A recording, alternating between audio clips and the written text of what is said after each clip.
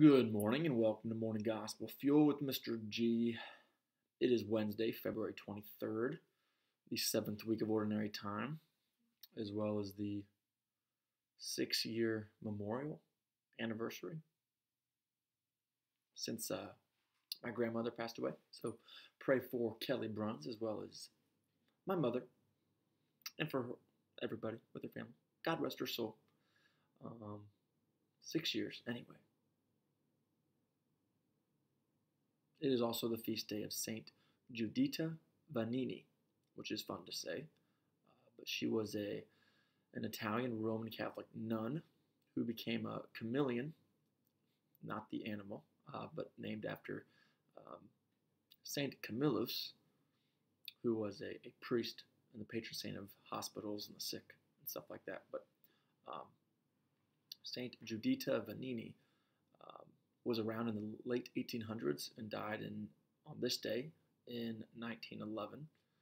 And she, along with Luigi Tezza, established a religious congregation known as the Daughters of Saint Camillus, which is that saint I just talked about. But she and her two siblings were orphaned as children, and then they were placed in different homes. But she was raised and educated in Rome under the nuns, which is where her vocation came to be, and of religious life became strengthened. And that order, that religious community or congregation, they they profess public vows of chastity, poverty, and obedience, and they dedicate themselves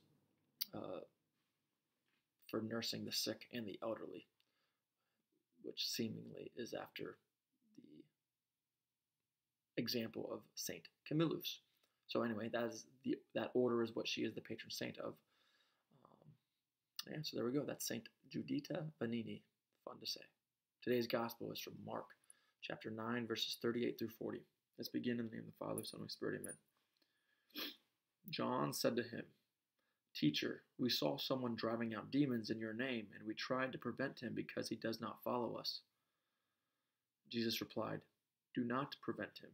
There is no one who performs a mighty deed in my name who can at the same time speak ill of me. For whoever is not against us is for us."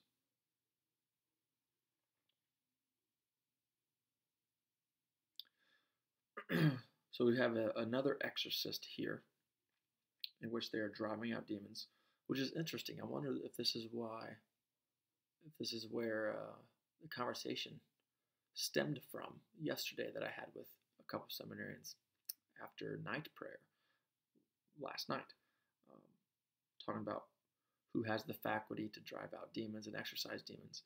And then we talk about the holy orders and with the priesthood and whatever else with that. But as far as my understanding goes, like the Catholic Church teachings, like we as baptized Christians, we can drive out demons, but we can't perform actual exorcisms,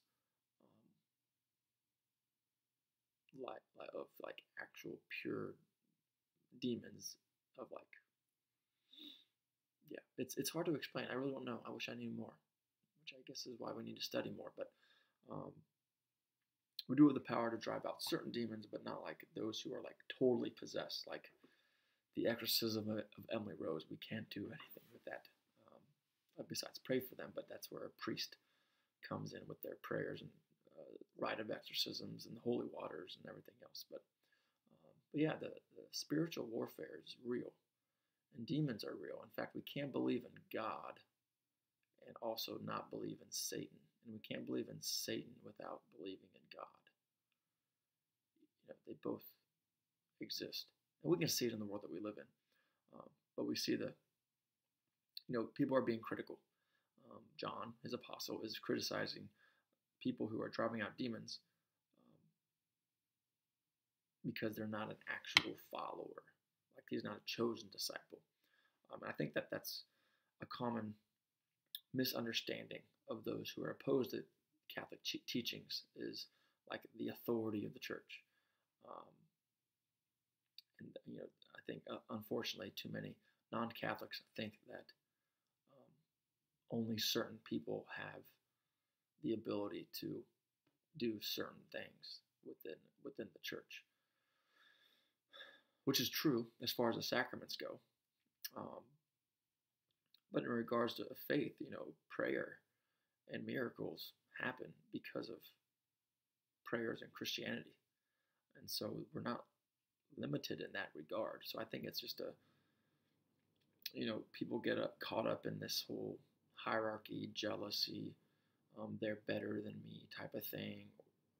Um, as far as like clericalism with priests, and it's just it shows that we are of how competitive we are and how jealous we get and how envious we can be um, to certain things in the faith. Because there's only one God, there's only one Jesus Christ, and I think we need to learn that we're not competing to try to one up the other, because Jesus died for you just as much as he died for me and anybody else. So I think that could be because Jesus said, like, either you're for me or against me. There's no in between, and all Christians should be for Jesus. So how are we helping ourselves become formed in that, to put our egos aside, and to be more gentle, and to be more patient, and also be more understanding, but then also be convicted in your truth, in the gospel truth, the gospel of Jesus Christ, and not any man-made religion. So, with all that being said, striving for humility, maybe look up the litany of humility. That prayer would be a good thing to pray today as a challenge. So maybe do a Google search of the litany of humility, and that's something that would be advantageous for anybody to pray. So with all that being said, have a great day. God bless, and keep it real. In the Father, Son, and Spirit, amen.